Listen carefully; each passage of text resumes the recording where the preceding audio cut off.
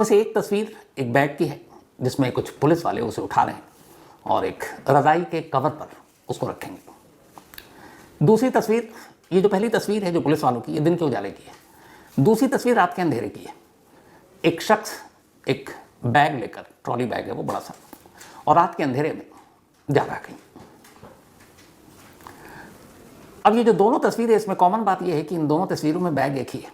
जो पुलिस वाले दिन के उजाले में खोल रहे हैं, उस बैग में एक लड़की की लाश थी, और रात के अंधेरे में ये जो शख्स आपको बैग लेकर जाता हुआ नजर आ रहा है, इस बैग में भी एक लाश है, उसी लड़की की लाश।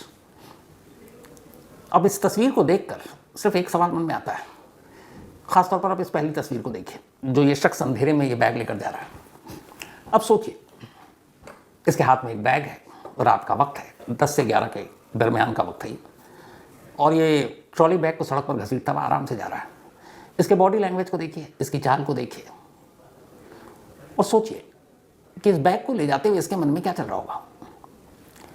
क्योंकि इस बैग में कोई ज़रूरत की चीज़ें, रोज़मर्रा के इस्तेमाल की चीज़ें, ऐसी कोई चीज़ नहीं है। और ये भी नहीं कि ये बंदा किसी सफ़र पर निकला हो कि कहीं और दूसरे शहर जा रहा हो, उसमें बैग में ज़रूरी सामान है। उसे पता है असलियत कि इस वक्त जिस बैग को लेकर वो जा रहा है, उस बैग के अंदर एक लाश है। तो बैग में लाश लेकर जाते हुए उसके मन में क्या चल रहा होगा।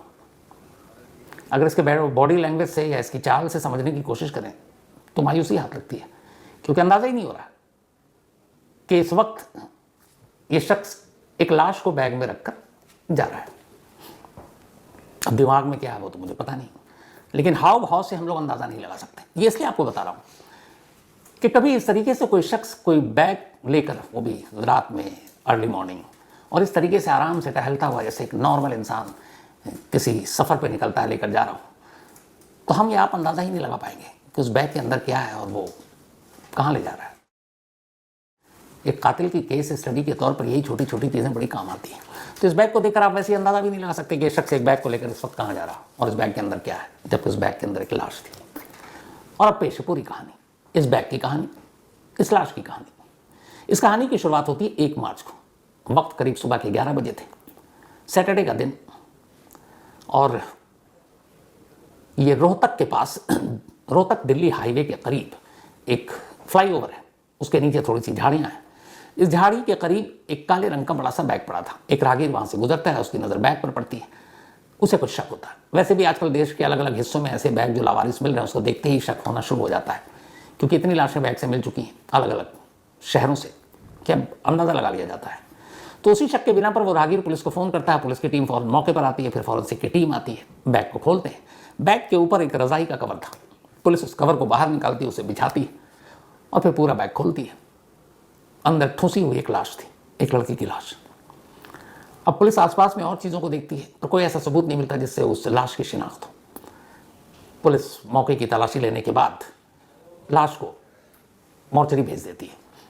दोपहर से शाम हो जाती है, लाश की शिनाख्त नहीं होती है। तभी रोहतक जैसे इलाके में शाम तक खबर फैल गई कि एक बैग में लाश मिली है। तो वहाँ की एक पुलिस ने उस लाश की तस्वीर खींच ली थी। इत्तेफाक से वहाँ के जो एक एमएलए हैं, उन तक की तस्वीर पहुँची। उन्होंने वो तस्वीर देखी और उन्होंने उसे पहचान लिया। उन्होंने कहा ये तो हिमानी नरवाल नाम की एक लड़की की लाश है, जिसकी उम्र 24 साल है, और वो इसलिए जानती थी कि ये रोहतक की कांग्रेस की एक कार्यकर्ता थी।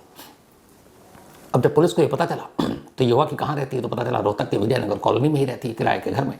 पुलिस की एक टीम वहाँ जाती है, दरवाज़ा बंद था, लेकिन अब नाम पता चल चुका। आस पड़ोस के लोगों के जरिए फिर बात हुई कि बाकी फैमिली कहाँ है। देर रात होते होते आखिरकार हिमानी नरवाल की माँ का भी नंबर मिल जाता है। उनकी माँ सविता दिल्ली में अपने बेटे जतिन के साथ रहती थी। उनको खबर पहुँची, सुबह सुबह वो रोहतक पहुँच गई दिल्ली से। अस्पताल के मुर्दा घर पहुँची, लाश को देखा, शिनाख्त कर ली। अब पुलिस की तफ्तीश शुरू होती है।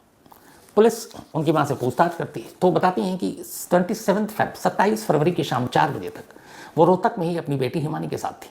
4 बजे वो निकल गई, और उसके बाद रात को उन्होंने फ़ोन किया हिमानी को, तब भी मोबाइल पे बात हुई। फिर उसने कहा कि नेक्स्ट डे 28 फरवरी को रोहतक में एक रोड शो है, जिसमें कुछ बड़े कांग्रेसी लीडर आएंगे, तो वहीं बिजी होंगी, और हो सकता है मैं मोबाइल पे बात कम करूँ।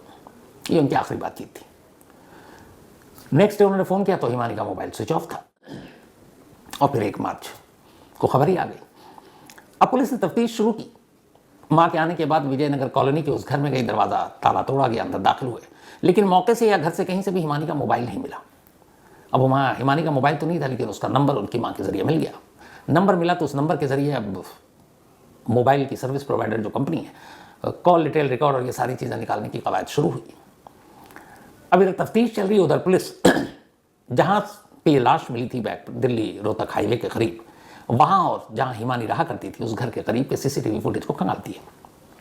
अब पुलिस की 2 टीमें एक साथ अलग अलग काम कर रही हैं, एक मोबाइल के डिटेल निकाल रही है और एक सीसीटीवी को खंगाल रही है। उस पूरे रास्ते में जितने भी होटल, मेडिकल स्टोर, सरकारी दफ्तर, लोगों के घरों के प्राइवेट सीसीटीवी कैमरे, उन सबको खंगाला जाता है। और आखिर में हिमानी के घर के करीब रात की 28 फरवरी की ये सीसीटीवी तस्वीर पुलिस के हाथ लगती है, क्योंकि ये वही काले रंग का बैग था जो मौके से मिला था जिसमें हिमानी की लाश थी। अब उस बैग के मिलते ही पुलिस को पता चल गया कि ये कातिल बैग लेकर जा रहा है, लेकिन ये कौन है पुलिस तब तक पहचान नहीं पाई। अब दूसरी टीम जो हिमानी के मोबाइल को खंगाल रही थी, उसने हिमानी के मोबाइल के जब सारे नंबर ट्रेस किए तो एक नंबर पर पुलिस को शक इसलिए हुआ कि जब उस नंबर को पुलिस ने उसके लोकेशन को खंगाला तो पता चला कि 27 फरवरी 28 को भी उस मोबाइल का लोकेशन हिमानी के घर का ही था। अब इसके अलावा जहाँ बैग में लाश मिली उस जगह पे भी उस मोबाइल का लोकेशन मिला। अब उस नंबर को जब चेक किया गया तो पता चला कि ये नंबर हरियाणा के झज्जर के रहने वाले सचिन नाम के एक शख्स का है।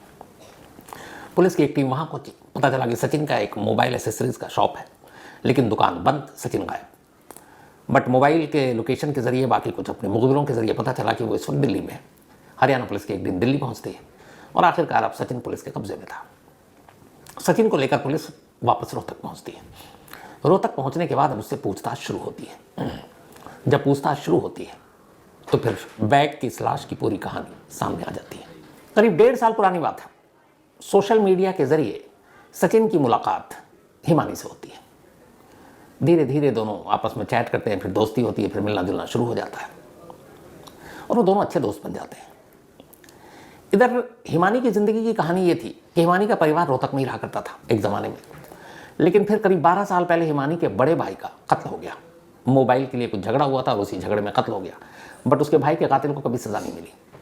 फादर बीएसएफ में थे। बड़े भाई की मौत के बाद पिता ने भी खुदकुशी कर ली, अपनी जान दे दी, उन्होंने डिप्रेशन में थे। इन 2 सदमों से उबरने के लिए हिमानी की माँ ने हिमानी और उसके छोटे भाई जतिन को लेकर रोहतक से दिल्ली का रुख किया और वो दिल्ली में आकर रहने लगी।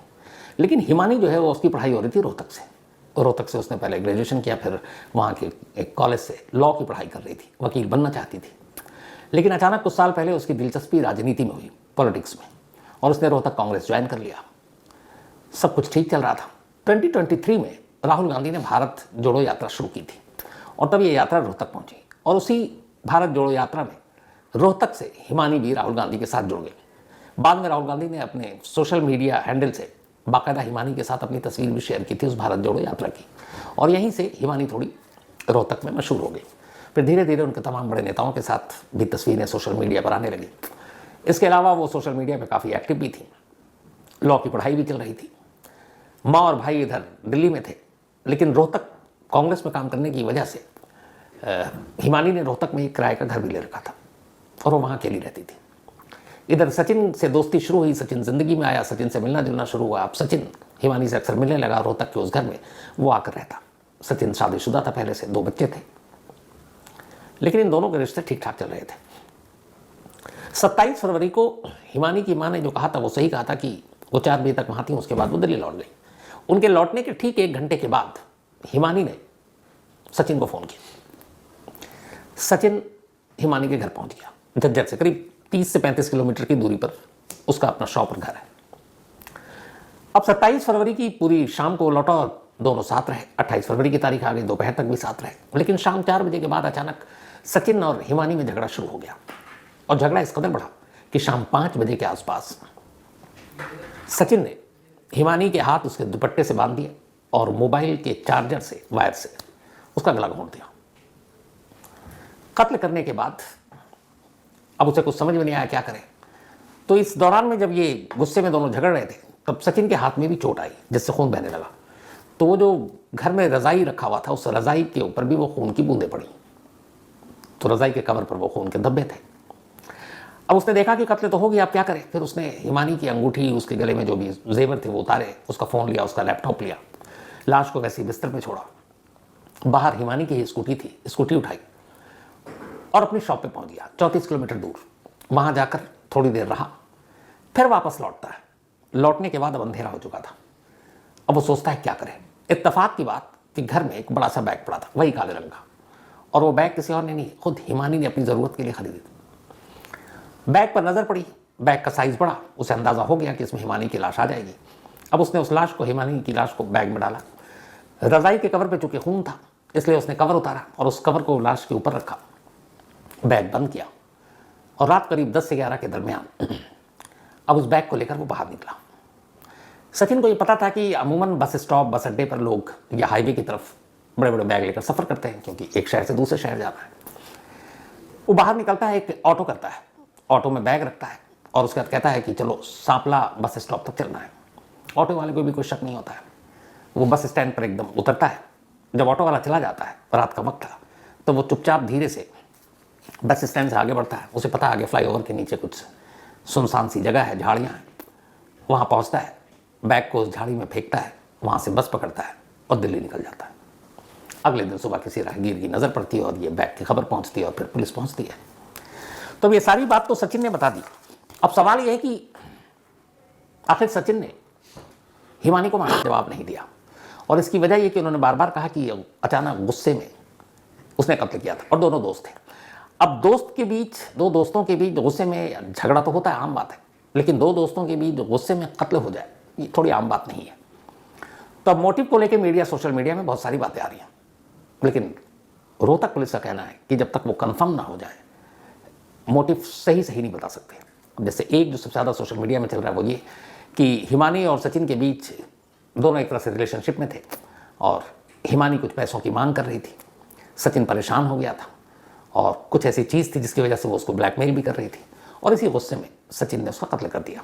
लेकिन रोहतक पुलिस का कहना है कि ये सारी बातें उनके भी मतलब उन तक पहुंची हैं, लेकिन जब तक इसके प्रूफ नहीं मिल जाएंगे, जब तक सबूत नहीं मिल जाएंगे, किसी नतीजे पर नहीं पहुंचा जा सकता। और मुझे भी लगता है कि रोहतक पुलिस का ये कहना बिल्कुल सच है, क्योंकि इस तरह से सिर्फ सोशल मीडिया में या मीडिया में क्या चल रहा है और आप उसी को कंक्लूसिव बनाकर, उसी को आप मोटिव बनाकर पेश कर दें, वो भी गलत, कम से कम इन्वेस्टिगेशन के भी लेवल पर।